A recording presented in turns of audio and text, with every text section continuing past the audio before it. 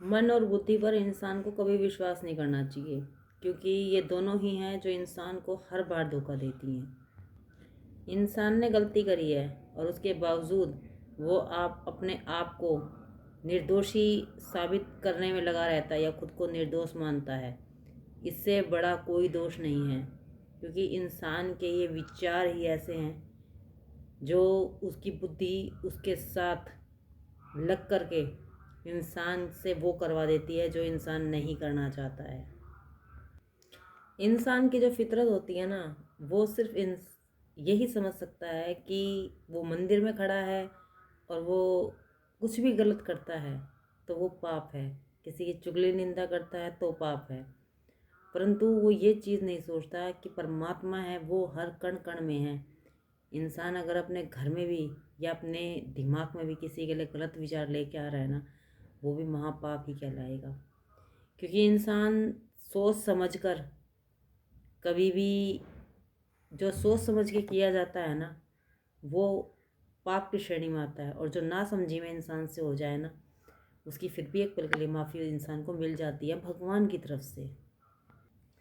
अपने द्वारा अगर कोई भी इंसान से कोई पाप हो जाता है ना, तो उसके लिए पछतावा जो है वो सच्चे हृदय से होना चाहिए कि इंसान से सही में गलती हुई है।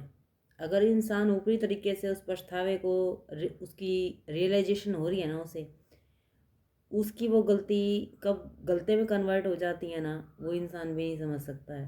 क्योंकि परमात्मा है ना, जब इंसान कुछ गलत करके परमात्मा के आगे सच्चे मन से उस चीज़ का पछतावा करता है, परमात्मा उसको माफ़ भी करता है और अपनी शरण में भी लेता है। मन के गलत तरीके से उच्चारण करने से जो पाप है वो हो जाता है इंसान से। और जो पाप की जो शुरुआत है ना, जो जड़ है मेन, वो वाणी है। क्योंकि इंसान जो उससे मीठे ढंग से बात करता है ना, उसके लिए वो मिठाई बन के रहता है। और जो इंसान दूसरों के अच्छे होने के बावजूद भी उनके लिए अपने मन में ग्रजेस रखता है, किसी प्रकार की कोई गलत इंटेंशन रखता है, उस इंसान को परमात्मा कभी माफ़ नहीं करते हैं।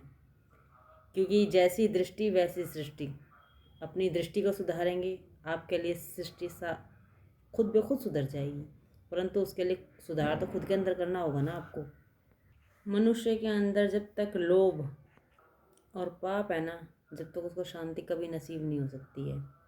क्योंकि शांति के लिए इंसान को किसी मंदिर, किसी मस्जिद या किसी भी तीर्थ स्थान पर जाने की ज़रूरत नहीं है। अगर उसका मन अंदर से खुद ब खुद शांत नहीं है ना, यानी उसको अपने अंदर से खुशी महसूस नहीं होती है, तो पूरे ब्रह्मांड में किसी भी तीर्थ स्थान पर चला जाए उसको खुशी कभी नहीं मिल सकती है।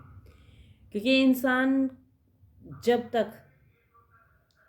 जब किसी की तरफ एक उंगली करते हैं तो चार उंगली खुद की तरफ होती हैं। और इंसान को जब तक जो चार उंगली की एक उंगली भी समझ में नहीं आती है ना, जब तक वो खुद के अंदर कमियां नहीं देखता है, जब तक उस इंसान का बेड़ा पार बिल्कुल नहीं हो सकता है। और शांति की प्राप्ति सिर्फ उस इंसान को होती है जो निष्पाप होता है।